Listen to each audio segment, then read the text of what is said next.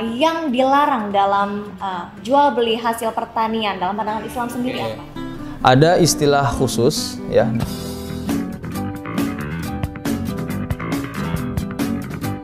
Assalamualaikum warahmatullahi wabarakatuh. Halo Tani Lovers, berjumpa lagi bersama saya Vika dalam program Kabar Tani Spesial Ramadan. Masih ditemani dengan Mas Ustadz kita, Mas Muharik. Assalamualaikum Mas Muharik. Waalaikumsalam warahmatullahi wabarakatuh.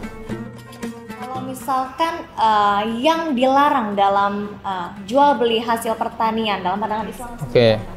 Ada istilah khusus ya dalam Islam itu khusus dijual beli tanaman dan pertanian ini. Pertama ada namanya Rasulullah SAW melarang jual beli sebagaimana orang-orang jahiliyah dahulu.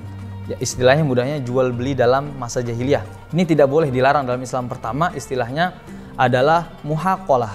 Kemudian ada mulamasah, kemudian ada munabadah, dan yang terakhir itu adalah muhadaqah. Nah, yang pertama itu muhaqalah itu misalkan gini. Biji-bijian atau buah atau sayur-sayuran tidak jelas ini sehat atau enggak, bisa dikonsumsi atau enggak, dia masih dalam keadaan biji. Misalkan si pembeli ini tidak tahu yang ingin dibeli ini biji-bijiannya baik atau tidak, kemudian dijual. Atau misalkan mudahnya gini, ambil biji-bijian tanaman padi saya di sana, ambil aja udah. Nah, itu tidak boleh dalam Islam, belum jelas bagus atau enggaknya. Sama juga misalkan mulamasah. Mulamasah itu misalkan gini, saya mau beli motor kamu, cuman disentuh, cuman dilihat doang, dipegang doang, gak dijelasin sama si penjual itu kecacatannya ini, munabadah dan lain-lain, seperti itu Mbak.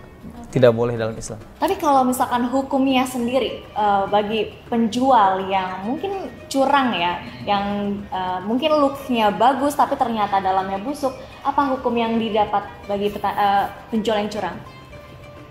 Penjual yang curang itu pertama ini haram, tidak boleh. Bahkan kan itu disindir dalam Al-Quran itu, celakalah bagi orang-orang yang curang, seperti itu. Misalkan dalam hal timbangan, atau tadi pertanyaannya barang ya, kelihatannya bagus gitu, ternyata di dalamnya busuk, misalkan di buah ya atau sayur-sayuran. Ini ternyata dilarang, kemudian juga statusnya haram, tidak boleh. Harus sebenarnya gini, pedagang itu jika kita seorang muslim harus mengikuti contoh Rasulullah SAW. Bagaimana Rasulullah SAW menjual? Beliau gini, menjual, menjelaskan ini kebaikannya seperti ini, keburukannya misalkan cacatannya ada sedikit ini, ya jelas. Jadi si penjual dan pembeli itu sama-sama saling ridho. Apa yang ingin dijual bagus, apa yang dibeli juga bagus. Jangan sampai ada unsur kecurangan atau penipuan dalam tanda petik seperti itu. Tidak boleh seperti itu. Dan bahkan Rasul karena saking jujurnya, karena sifat siddiqnya Rasul itu dan juga amanah beliau dalam jual beli kan, beliau juga sebagai seorang pedagang ya Mbak ya. Dicintai beliau ketika menjadi pedagang itu. Kenapa? Sifat kejujurannya itu dalam jual beli. Harganya, beliau ingin memberikan harga pada barang yang ingin dijual sesuai kualitasnya. Misalkan kualitasnya harganya 5.000, ya sudah jualnya jangan sampai lebih dari 5.000, seperti itu. Alhamdulillah, Masya Allah, terima kasih Mas Muharik atas penjelasannya. Itu dia tadi bagaimana menjual hasil pertanian dalam ajaran Islam. Nah, mungkin ini bisa dijadikan contoh ya untuk tani lovers ya Mas Muharik ya. Ya, khususnya petani, pedagang ya.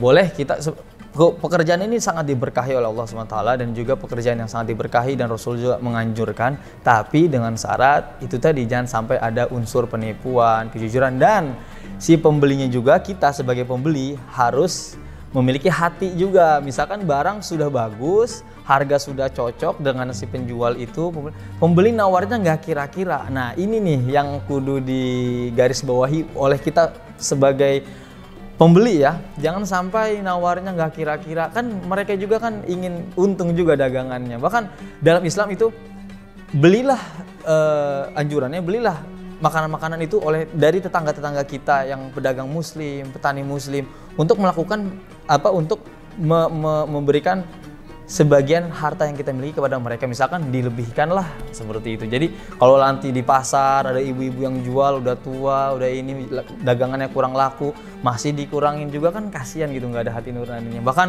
harusnya dalam Islam itu dilebihkan seperti itu.